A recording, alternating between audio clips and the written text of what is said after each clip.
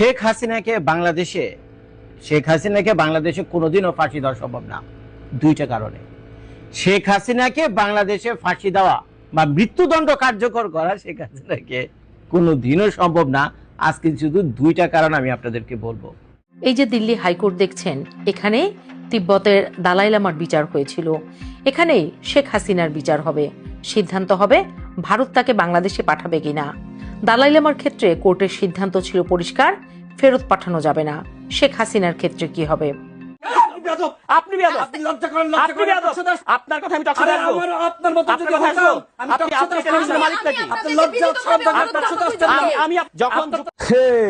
বিএনপির কিছু বাঙ্গু ও জুলাই জঙ্গিদের ভয়কার দয়াকার রহস্যই বানাইয়া দিল ফ্যাসিস্ট তারেক স্বয়ং নিজে। আমি অনেক আগে থেকেই বলে আসছিলাম যে ভারতকে না বলা, ভারতের আমন্ত্রণকে প্রত্যাখ্যান করে সেই দেশে সফরে যাবে না। ফ্যাসিস্ট তারেকের এমন দুঃসাহস বা এমন কলিজা ওর মধ্যে নাই। ভারত সরকার এমন আচরণ করছে, মনে হচ্ছে বাংলাদেশের প্রধানমন্ত্রী তারেক রহমানকে তারা ভারত সফর করিয়েই ছাড়বে। এই যে অনেকেই বলতেছে না যে শেখ হাসিনা আসতে পারবে না, শেখ হাসিনা না আসতে পারলে বাংলাদেশে কিন্তু তেল, গ্যাস, বিদ্যুৎ কিছুই আসবে না। এটা কিন্তু আমাদের ওই সেই লাল বদর, নীল বদর, হলুদ বদর বা যারা এই যে আমার ভাবির পোলারা, এরা কিন্তু এই হিসাব করতেছে না, বলতেছে যে মোরগ এত বড় নিচে কিন্তু হাত দেয় না। দীপুমণি ব্যাপারে উচ্চ আদালতের একটা নির্দেশ রীতিমতো চমক জাগানিয়া নির্দেশই মনে হতে পারে। দেখছিলেন সংবাদ শিরোনাম, এবার দেখবেন বিস্তারিত। তার আগে ছোট করে একটি অনুরোধ, আপনারা যদি এই ধরনের রাজনৈতিক ভিডিওগুলো দেখতে পছন্দ করে থাকেন অবশ্যই চ্যানেলটি সাবস্ক্রাইব করে পরবর্তী ভিডিওটি সবার আগে পাওয়ার জন্য বেল আইকনটি অল করে দিবেন। চলুন দর্শক, কথা না বাড়িয়ে একটি লাইক দিয়ে একে একে সেই ভিডিওগুলো দেখে আসি। শেখ হাসিনাকে বাংলাদেশে কোনোদিনও ফাঁসি দেওয়া সম্ভব না, দুইটা কারণে। শেখ হাসিনাকে বাংলাদেশে ফাঁসি দেওয়া বা মৃত্যুদণ্ড কার্যকর করা শেখ হাসিনাকে কোনোদিনও সম্ভব না। আজকে শুধু দুইটা কারণ আমি আপনাদেরকে বলবো।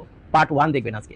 যদি আপনারা পার্ট 2 দেখতে চান তাহলে আরো অনেকগুলো কারণ আমি পরবর্তী ভিডিওতে আরো 2-4টা কারণ বলবো, কিন্তু ভিডিওটা ছোট করার জন্য আজকে এই দুইটা কারণের ভিতরে আমি লিমিটেড থাকি। আর এই ভিডিওটা শুরু করার আগে একটা কথা আমি বলে দিই যে আমার যে অরিজিনাল হ্যালো ইউএসএ যে ফেসবুক পেজটা ছিল 1.4 মিলিয়ন ফলোয়ার, ওইটা হ্যাকারদের নিয়ে কিছু একটা সমস্যা হয়েছে বুঝছেন, ওইখানে এখন ভিডিও আমি আপলোড দেই না। তো যদি সম্ভব হয় আমার নতুন ফেসবুক পেজের লিঙ্ক আমি এই ভিডিওর কমেন্ট সেকশনে দিয়ে দেবো, ওখানে গিয়ে আপনারা প্লিজ একটু ফলো দিয়ে রাখেন। তো নাম্বার 1, কি কারণে আপনারা শেখ হাসিনাকে বাংলাদেশে ফাঁসি দিতে পারবেন না বা মৃত্যুদণ্ড কার্যকর করতে পারবেন না? প্রথম এবং প্রধান সমস্যা হলো ভারত এবং মিস্টার শ্রী নরেন্দ্র মোদী। ভারত এবং শ্রী নরেন্দ্র মোদী ভালো করে কান খোলা রেখে কথাগুলো শোনেন বুঝছেন। যদি কোনো মিথ্যা কথা বলে থাকি বা অযৌক্তিক কথা বলে থাকি কমেন্ট করে আপনারা জানেন। একটা জিনিস আপনারা খেয়াল করেন, ভারতের নরেন্দ্র মোদী, শ্রী নরেন্দ্র মোদী ভারতের 3 বারের প্রধানমন্ত্রী, এবং অন্যদিকে বাংলাদেশের ex prime minister Sheikh Hasina, she was prime minister for Bangladesh in a row for 3 terms, তাই না? উনিও 3 টার্মে কি ছিল, বাংলাদেশের প্রধানমন্ত্রী ছিল, এবং বাংলাদেশের প্রধানমন্ত্রী থাকাকালীন অবস্থায় ভারতের সাথে বাংলাদেশের একটা মহব্বতের সম্পর্ক তৈরি হয়েছিল, সেটা আমরা জানি।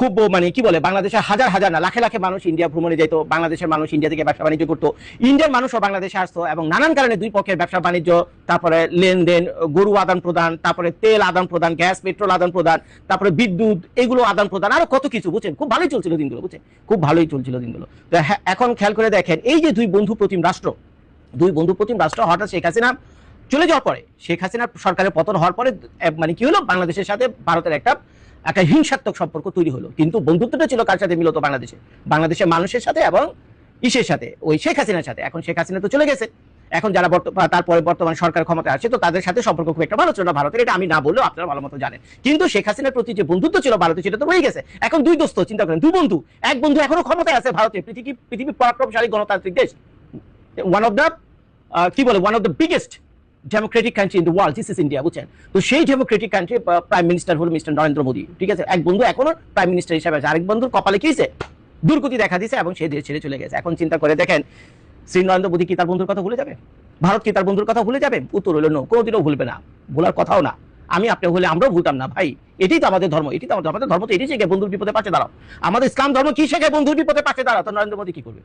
তো নরেন্দ্র মোদীও স্বাভাবিকভাবে তার বন্ধুর পাশে এসে দাঁড়াবে। এখন তার বন্ধু বিপদে পড়ছে, যে কোনো ষড়যন্ত্রের শিকার হয়ে সে যাওয়ার জায়গা তার লিমিটেড ছিল, তার বন্ধু তাকে কি করেছে, হাত ধরে টেনে তুলে তার কাছে নিয়ে গেছে। এখন আপনাদের কি মনে হয়, তার বন্ধুকে বাংলাদেশে কে বা কারাই না ফাঁসিতে ঝুলাইবো, মৃত্যুদণ্ড কার্যকর করবো, আর ওদিকে নরেন্দ্র মোদী বসে বসে চিকেন টিক্কা মশলা খাইবো, ওদিকে নরেন্দ্র মোদী বসে বসে তার লাল কিল্লাতে চিকেন টিক্কা মশলা খাইবো, ইয়া কি কোনোদিন হয়? কোনোদিনও হবে না। এখন চিন্তা করে দেখেন, একে তো বাংলাদেশ সরকার কোনোভাবেই ইন্ডিয়া থেকে শেখ হাসিনাকে আনতে পারবে না। এর কারণ হলো পৃথিবীর কোনো দেশে পলিটিক্যালি মোটিভেটেড কোনো কেস বা কোনো অ্যাকিউজড যদি থাকে কোনো কিছু, পৃথিবীর কোনো দেশে এই ধরনের আসামিকে, সেই দেশের জন্য সে আসামি, কিন্তু আন্তর্জাতিকভাবে সে আসামি না, আন্তর্জাতিকভাবে সে তার কোনো আসামি না। তো যার ফলে তাকে কোনো দেশই এইভাবে ফেরত দেয় না। ইভেন বাংলাদেশে যদি ক্ষেত্রে হইতো, ইন্ডিয়ার কোনো পলিটিশিয়ান বাংলাদেশে এসে থাকতো, তাহলে বাংলাদেশ সরকারও কিন্তু ইন্ডিয়াতে ফেরত দিত না, যদি তার এক্সিকিউশনের ভয় থাকতো, মৃত্যুদণ্ডের একটা ভয় থাকতো। এটা পৃথিবীর নিয়ম, এটা জাতিসংঘের নিয়ম, আন্তর্জাতিক সব আইন কানুন একই ফলো করে। তো যার ফলে ভারত তাকে দেবে না। এবার কথার কথা চিন্তা করেন, বাংলাদেশ তো নানানভাবে চিল্লাচিল্লি করতেছে যে শেখ হাসিনাকে বাংলাদেশে দাও, আমাদেরকে শেখ হাসিনাকে এটা পড়া আলাম, এই করে আলাম, শেখ আলাম, বিচার নাই কার্যকর, আমাদের আইটিসি আছে, হ্যান আছে, ত্যান আছে, সবকিছু হয়ে যাবে। মানে পারে তো ছিঁড়ে বেরে নিয়ে হয় শেখ হাসিনা, বুঝছেন? আচ্ছা, তো ভালো কথা। মনে করেন একদিন শ্রী নরেন্দ্র মোদী সকালে ঘুম থেকে উঠলো, বুঝছেন, সকালে ঘুম থেকে উঠলো, এদিকে লাগছে চীনের সিজিপিং এর সাথে ঝগড়া, সিজিপিং এর সাথে শ্রী নরেন্দ্র মোদী লাগছে ঝগড়া, প্রায় ঝগড়া লাগে দুজনের মধ্যে, বুঝছেন? তাদের বর্ডার এলাকা নিয়ে ওই সিকিম টিকিম কি বলে আছে, ওদিকে প্রায় দেখে টুংটাং ওদিকে লাগে, বুঝছেন, চলে, সবারই চলে। তো ভারতের যে প্রতিরক্ষা ব্যবস্থা, বুঝছেন, ভারতের প্রতিরক্ষা ব্যবস্থা এশিয়া মহাদেশের মধ্যে ভারতের ডিফেন্স সিস্টেম শুধুমাত্র এগেইনস্ট চীনের।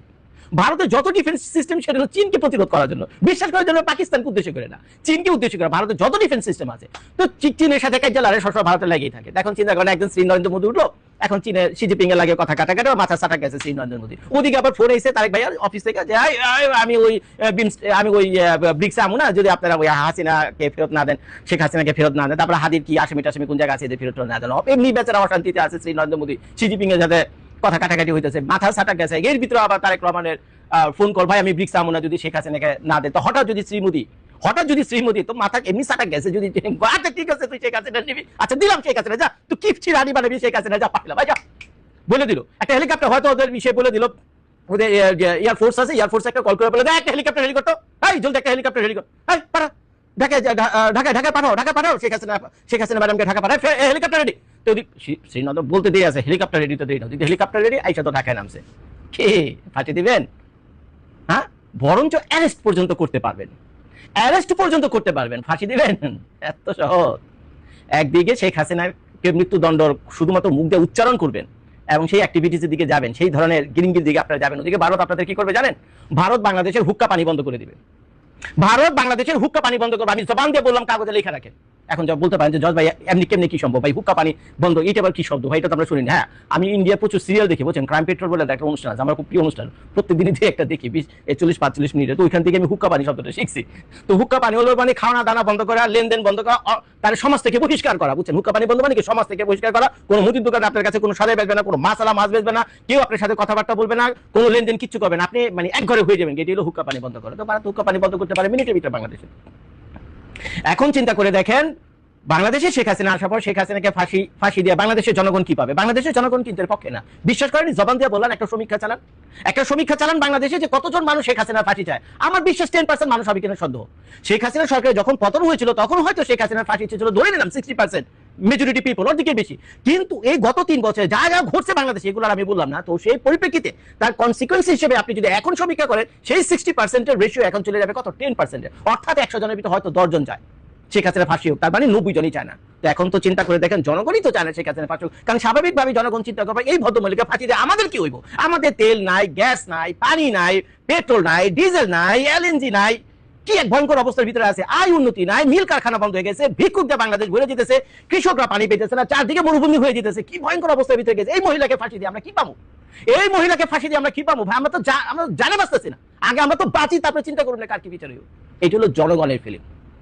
এখন ওদিকটা যদি হুক্কা পানি বন্ধ করে, বাংলাদেশের সাথে সব লেনদেন যদি ভারতে বন্ধ করে, আমি বলে রাখি আপনাদের, লিখে রাখেন, ভারতের যে এক্সপোর্ট টোটাল পৃথিবীর বিভিন্ন দেশে, তা হলো প্রায় কত? 850 বিলিয়ন মার্কিন ডলার, প্রায় $1 ট্রিলিয়ন কাছাকাছি। আর বাংলাদেশের সাথে শুধুমাত্র ভারতের এক্সপোর্ট হয় কত?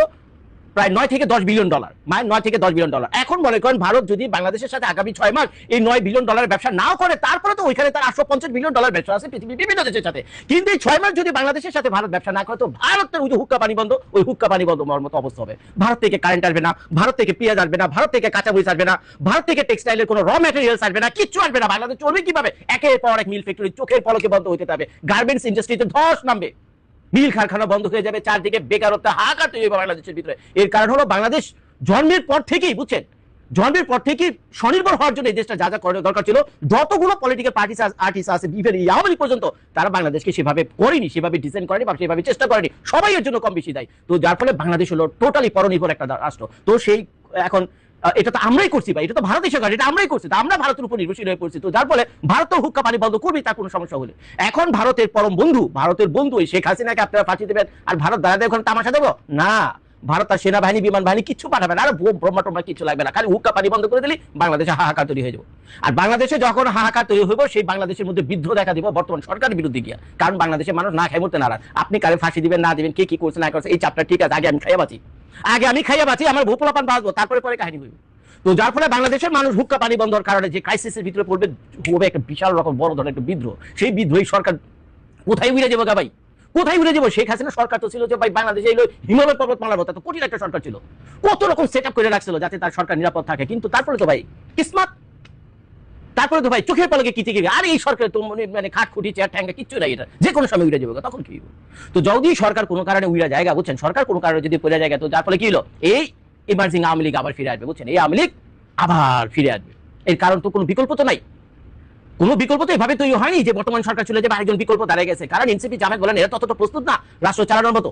20 জন 50 জন মন্ত্রী বানায়, 20 জন 50 জন মন্ত্রী বানায় রাষ্ট্র চালানোর মতো ওই পরিস্থিতির ভিতরে এখন এই বেচারারা যায়নি। তো যার ফলে এই অভিজ্ঞতা আছে একমাত্র কার? জাতীয় পার্টির এই অভিজ্ঞতা আছে একমাত্র কার? আওয়ামী লীগ আর বিএনপি। আর বিএনপি তো করছিল বিরাট লাইন খেতে পারে। তো এখন বিএনপি তার সরকার সামলাইবে না, শেখ হাসিনা ফাঁসি দিবে। এবার আমাকে বলে, তো স্বাভাবিকভাবে বর্তমান সরকার চাই ভাই মাপ চাই, আমার হুক্কা পানি বন্ধ করার দরকার নাই, ঠিক আছে, নাম কা ওয়াসে অ্যারেস্ট করে রাখে, খানা দানা ভিআইপি স্টাইলে চলবে, রুমের ভিতরে টিভি আর কন্ডিশন লাগাই দেবো, কোনো সমস্যা নাই, পত্র পত্রিকা সবকিছু থাকবে, ম্যাডাম দরকার হলে রাজনীতি পর্যন্ত করতে পারবে, কোনো সমস্যা নাই। শ্রী নরেন্দ্র মোদী মাপ চাই ভাই, হুক্কা পানি বন্ধ করেন, আর কিছুদিন চলুক, আর কিছুদিন চলুক। আমাদের যে 5টা বছর আছে, আমরা 5টা বছর ভালোই তো 6 মাস চলতেছি, লুটপাট করে এখনো তো ঠিকঠাক মতো গুছিতে পারি, কারণ আরো 4.5 বছর লুটপাট করতে হইব, বুঝছেন। 6 মাস লুটপাট করে তো এনাফ না, মাত্র আমরা শুরু করছি ভাই, আরো তো 4.5 বছর আছে, আমরা করি আমাদের মতো 5 বছর, তারপরে কি ক্ষমতা আসলে দিয়ে এলো না। আমি আমার চাকরি পাটি গোল করে আমি চলে যাবো লন্ডনে, জামাতের আমি শফিক ভাই চলে যাবো তার মেয়ের কাছে অস্ট্রেলিয়াতে, এনসিপি আলাদা এদিক ওদিক কোনো জায়গায়, বড় বড় কোনো রাষ্ট্রে যেতে পারবে না, এরা হয়তো শ্রীলঙ্কা ভুটান ঘুরে এক জায়গায় আশেপাশে গিয়ে আশ্রয় দিব, এই হবে ভবিষ্যৎ।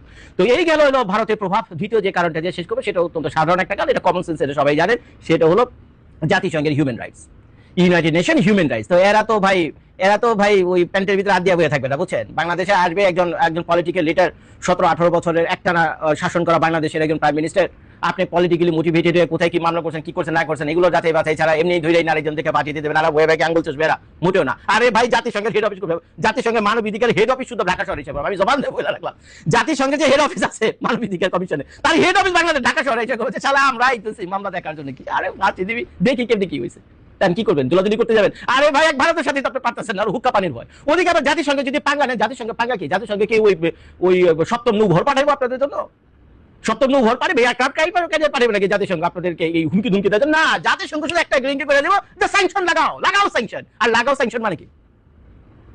লাগাও স্যাংশন মানে বাংলাদেশের সাথে ব্যবসা বাণিজ্য তো গায়ে, বাংলাদেশ যেখান থেকে তেল কিনে সবাই বলে দেবে বাংলাদেশের কাছে তেল বেচবে না, কারণ মানবাধিকার লঙ্ঘন করছে। কি করবেন তখন? আপনি জোর কত করতে পারবেন না, তখন কি করবেন? আরো ভাই 100টা কারণ আমি বলতে পারি, বুঝছেন। ভিডিওটা বড় হয়ে যায়, 14 মিনিট হয়ে গেছে, বুঝছেন। যদি পার্ট 2 আপনারা দেখতে চান, আরো মজার কাহিনী আছে, বুঝছেন। এটা তো 2টা, খালি জাতিসংঘ মানবাধিকার আমি শুরু করছি, আর ভারতের তো হুক্কা পানি বললাম। এই 3 নম্বর 4 নম্বর 5 নম্বর 6 নম্বর সিরিজ ভিডিও আমি করতে পারবো, যে কি কারণে সম্ভব না বাংলাদেশে শেখ হাসিনাকে কোনোভাবেই সম্ভব না ফাঁসি দেওয়া, বুঝছেন। জোর করেও পারবেন না, সমস্ত শক্তি দিয়েও যদি আপনারা লাগে না শেখ হাসিনাকে বাংলাদেশে ফাঁসি দিতে, তাও পারবেন না ভাই। এই জবান দিয়ে বলে রাখা ভাই, তাও পারবেন না। আর ভিডিওটা শেষ করার আগে বলি ভাই, আমি আমেরিকা করি না, বুঝছেন। আমি মোদির অবৈধ সন্তান না, এগুলো বললেন না, বুঝছেন। খারাপ লাগে আমার বোবার থেকে, আমার ভিডিও থেকে অনেক বন্ধু বান্ধব আত্মীয় স্বজন আছে, আপনাদের গালিগুলো ভাই কষ্টই লাগে, বুঝছেন। তার আমি আমেরিকা করি না, যা বাস্তবতা তাই বলে গেলাম। যদি কোনো কিছু ভুল বলে থাকে এই ভিডিওতে, প্লিজ কমেন্ট করে আমাকে জানেন, আমার ভুলগুলো সংশোধন করে দিয়ে। ভিডিও দেখার জন্য সবাইকে ধন্যবাদ। এই যে দিল্লি হাইকোর্ট দেখছেন, এখানে তিব্বতের দালাই লামার বিচার হয়েছিল, এখানে শেখ হাসিনার বিচার হবে। সিদ্ধান্ত হবে ভারত তাকে বাংলাদেশে পাঠাবে কিনা। দালাই লামার ক্ষেত্রে কোর্টের সিদ্ধান্ত ছিল পরিষ্কার, ফেরত পাঠানো যাবে না। শেখ হাসিনার ক্ষেত্রে কি হবে? ভারত যে উত্তর দিয়েছে সেটা অবিশ্বাস্য। এই ভিডিও শেষ পর্যন্ত দেখলে আপনি জানতে পারবেন ভারত আসলে কি বলেছে। বাংলাদেশের কোনো মিডিয়ায় এখন পর্যন্ত এই উত্তরটি সামনে আনেনি। প্রথমেই জানা যাক হাসিনার ফেরত পাঠানোর বিষয়টি কোর্টে যাচ্ছে কেন, কিংবা আসলে কি কোর্টে যাচ্ছে। ভারতীয় গণমাধ্যম ইন্ডিয়ান এক্সপ্রেসে ভারতের শীর্ষ সরকারি কর্মকর্তারা জানিয়েছেন, বাংলাদেশ সরকার শেখ হাসিনাকে বাংলাদেশে ফেরত পাঠানোর জন্য বারবার অনুরোধ করেছে। ভারত এর জবাবে বাংলাদেশকে হাইকোর্ট দেখিয়ে দিয়েছে, বলেছে এই ধরনের অনুরোধ ভারতের বিচার বিভাগের সামনে আসতে হবে এবং বিচার বিভাগকেই সিদ্ধান্ত নিতে হবে। কিন্তু বিড়ালের গলায় ঘণ্টা পরাবে কে? মানে ভারতের হাইকোর্টের সামনে বিষয়টি কে নিয়ে যাবেন? ভারত সরকার নাকি বাংলাদেশ সরকার? ভারত সরকার নিয়ে যেতে পারবে না, কারণ ভারত নিজেই শেখ হাসিনাকে আশ্রয় দিয়েছে। 1959 সালে দালাই লামা ভারতের রাজনৈতিক আশ্রয় নেন, আশ্রয় দেয় ভারত সরকার। ভারতীয় সংবিধানে রাজনৈতিক আশ্রয় সরাসরি কেন্দ্রীয় সরকারের সিদ্ধান্ত, কাজেই ভারতের কোনো আদালতের পক্ষে তাকে বের করে দেওয়া সম্ভব নয়। ভারতীয় সুপ্রিম কোর্টের বিভিন্ন রায়েও পরিষ্কার বলা হয়েছে, কাউকে রাজনৈতিক আশ্রয় দেয়া বা না দেয়া পুরোপুরি সরকারের বিষয়। সরকার না চাইলে আদালত নিজ থেকে কোনো আশ্রিতকে দেশ থেকে বের করে দেওয়ার নির্দেশ দিতে পারে না। তাহলে শেখ হাসিনার ক্ষেত্রে ইন্ডিয়া কেন হাইকোর্ট দেখাচ্ছে? ভারত আসলে সময় কাটাতে চায়। শেখ হাসিনা নিজেই বলেছেন তিনি ডিসেম্বরে দেশে ফিরে আসবেন। ভারত সেই পর্যন্ত অপেক্ষা করতে চায়, কারণ আওয়ামী লীগ এবং শেখ হাসিনার সাথে ভারতের দীর্ঘদিনের সম্পর্ক। হুট করে এই সম্পর্ক নষ্ট করতে চায় না। আবার বাংলাদেশের বর্তমান সরকার অর্থাৎ তারেক রহমানের নেতৃত্বে বিএনপি সরকারের সাথেও সম্পর্ক ভালো করতে চায়, সেজন্য সরাসরি নাও বলছে না, সেজন্যই কোর্টের কথা বলছে। তবে এর পাশাপাশি আরেকটা কথাও বলেছে। কি কথা? একটু পরেই জানতে পারবেন। ভারতীয় গণমাধ্যম ইন্ডিয়ান এক্সপ্রেসকে ভারতের পররাষ্ট্র মন্ত্রণালয়ের শীর্ষ কর্মকর্তা জানান, কাউকে শেখ হাসিনার বিরুদ্ধে মামলা করতে হবে। মামলায় প্রমাণ করতে হবে তিনি এমন কিছু অপরাধ করেছেন যেটা ভারতীয় আইনে অপরাধ। চীন যেমন দালাই লামার ক্ষেত্রে করেছিল, সেটা ছিল শিশুকে চুমু খাওয়ার অপরাধ। আমাদের বিরোধী দলীয় নেতা যেমন বিভিন্ন শিশুকে চুমু খান, তেমনি দালাই লামাও 2023 সালে 5-6 বছরের এক শিশুকে চুমু খেয়েছিলেন। ভারতের শিশু রক্ষা আইনে এটা অপরাধ। একজন দালাই লামার বিরুদ্ধে মামলার আবেদন করেন, কিন্তু দিল্লি হাইকোর্টের প্রধান বিচারপতির বেঞ্চ আবেদনটি সরাসরি খারিজ করে দেয়। আদালত বলে ঘটনাটি প্রকাশ্যে ঘটেছে এবং এতে কোনো অপরাধমূলক মনোভাব ছিল না। এর বাইরে ভারতীয় নাগরিকত্ব আইনেও মামলা হয়েছে, কিন্তু কোনো মামলাই ধোপে টেকেনি। ভারতের যে আইন তাতে শেখ হাসিনার বিরুদ্ধে মামলাও টিকবে না। কিন্তু বাংলাদেশ ও ভারতের মধ্যে তো প্রত্যর্পণ চুক্তি আছে, সেখানে স্পষ্ট বলা হয়েছে দুই দেশের কোনো অপরাধী অন্য দেশে পালিয়ে গেলে তাকে ধরে নিজ দেশে ফেরত পাঠাতে অন্য দেশ আইনগতভাবে বাধ্য। সেই চুক্তিতে স্পষ্ট বলা হয়েছে, কেউ যদি রাজনৈতিক আন্দোলনের দোহাই দিয়ে হত্যা বা শারীরিক হামলার মতো 12টি গুরুতর অপরাধ করে, তবে তাকে আর রাজনৈতিক অপরাধ বলা যাবে না, তখন তাকে সাধারণ ফৌজদারি অপরাধী হিসেবে গণ্য করে ফেরত দিতে হবে। হিসাবটা সহজ। বাংলাদেশ এই কথাই বারবার বলছে, ভারতের কর্মকর্তারাও একই কথা বলছেন। তাহলে তো 2-2 4 মিলেই গেল। কিন্তু এক জায়গায় গরমিল, তা হলো ভারতের সংবিধান।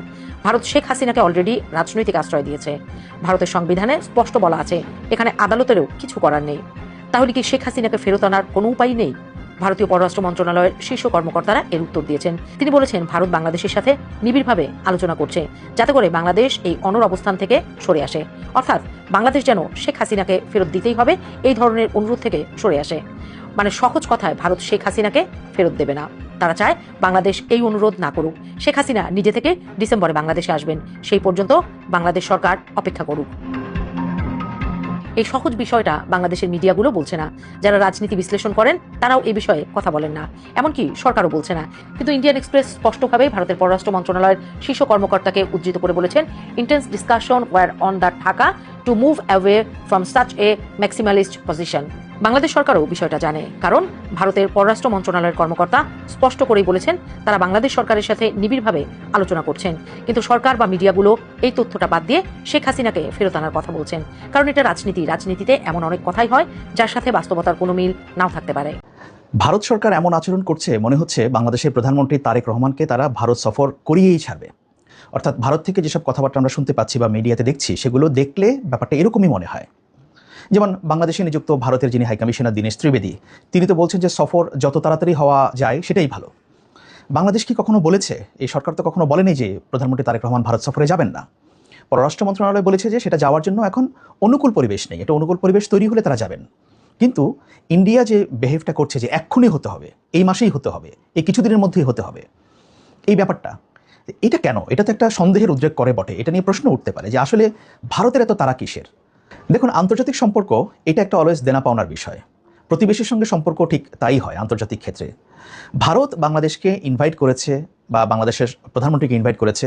বাংলাদেশের প্রধানমন্ত্রী যদি মনে করেন তিনি যাবেন, কারণ এখানে যদি বাংলাদেশ মনে করে সেখানে যাওয়াটা আমাদের ইন্টারেস্টের সঙ্গে জড়িত, বাংলাদেশের ইন্টারেস্টের সঙ্গে জড়িত, উনি সেখানে অবশ্যই যাবেন।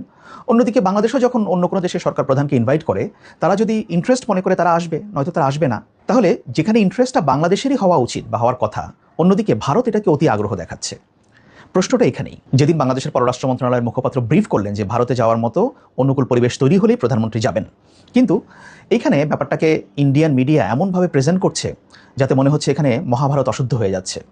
আজকে একটা আর্টিকেল পড়ছিলাম, ইন্ডিয়ার একটা ডিজিটাল প্ল্যাটফর্ম ফার্স্ট পোস্ট, এটার মালিক হচ্ছে ইন্ডিয়ার খুবই প্রভাবশালী বিজনেসম্যান মুকেশ আম্বানি। মুকেশ আম্বানি সবসময় সরকারপন্থী, যখন যে সরকার ক্ষমতায় থাকে।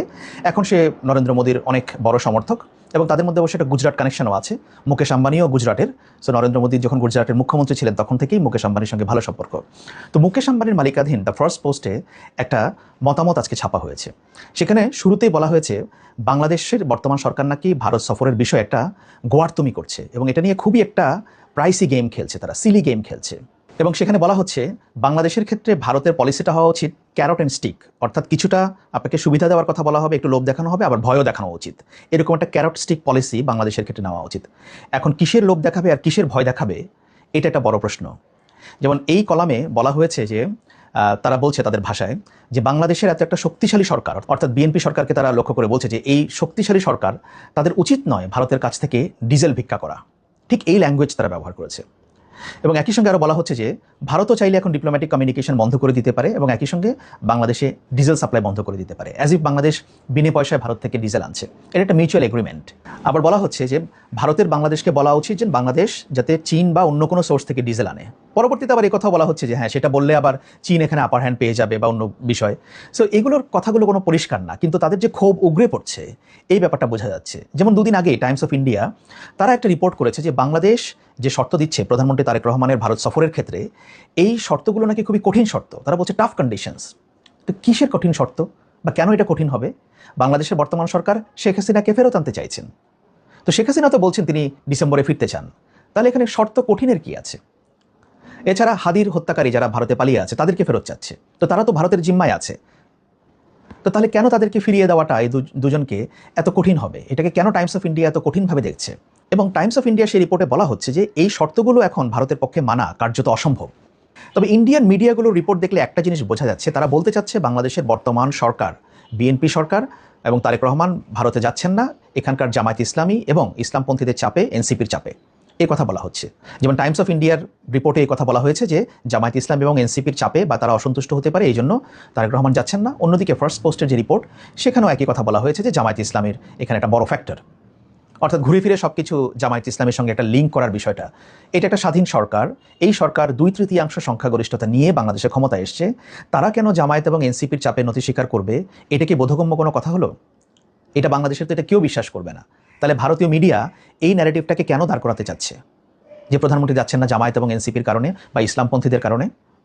যেমন আজকেই এই তো মঙ্গলবারই ভারতের একটা খুবই নামকরা সংবাদ সংস্থা, ডিজিটাল প্ল্যাটফর্ম ANI, তারা একটা রিপোর্ট করেছে, ভারতের একজন সাবেক রাষ্ট্রদূতকে ইন্টারভিউ করেছে। তিনি হচ্ছেন বিদ্যাভূষণ সনি। ওখানে তিনি বলছেন ANI-কে যে I think Tarique is considerably more open person, he is not anti Indian. হ্যাঁ, এখানে তো তার প্রো ইন্ডিয়ান বা অ্যান্টি ইন্ডিয়ান হওয়ার কোনো বিষয় নেই, উনি বাংলাদেশের প্রধানমন্ত্রী। তো এখানে তিনি প্রো ইন্ডিয়ান নাকি অ্যান্টি ইন্ডিয়ান এই কথাটা আসবে কেন? তিনি সেখানে বলছেন যে তারেক রহমান এখনো পর্যন্ত ভারত বিরোধী কোনো বক্তব্য দেননি, তার কথায় কোনো ভারত বিরোধিতার কোনো ছাপ আসেননি। তো উনি কেন আসবে? উনি কেন ভারত বিরোধী বক্তব্য দেবেন? উনি তো ভারতের সঙ্গে সম্পর্ক ভালো করতে চাইছেন, ভালো হবে, একটা উইন উইন সিচুয়েশন হবে, সমতার ভিত্তিতে হবে। তো এখন এই যে ন্যারেটিভগুলো দাঁড় করানো হচ্ছে, এগুলো তো ভারতের দিক থেকে ভারতের মিডিয়া দাঁড় করাচ্ছে। সেখানে বিদ্যাভূষণ সনি আবার বলছেন যে বাংলাদেশ এবং ভারতের মধ্যে এই যে এঙ্গেজমেন্টের একটা সুযোগ এসছে, এটাকে হাতছাড়া করাটা ঠিক হবে না, এটা যাতে হাত থেকে ফসকে না যায়।